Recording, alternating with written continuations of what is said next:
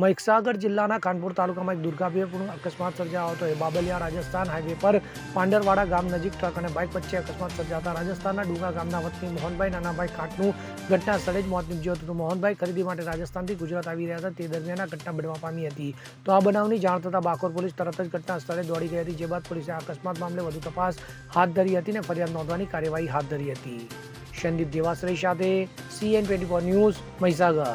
હવે જુઓ દેશ દુનિયાની તમામ ખબરો તમારી આંગળીના ટેરવે. ઉઠાવો મોબાઈલ અને Google Play Store પરથી ડાઉનલોડ કરો અમારી CN24 ન્યૂઝ મોબાઈલ એપ.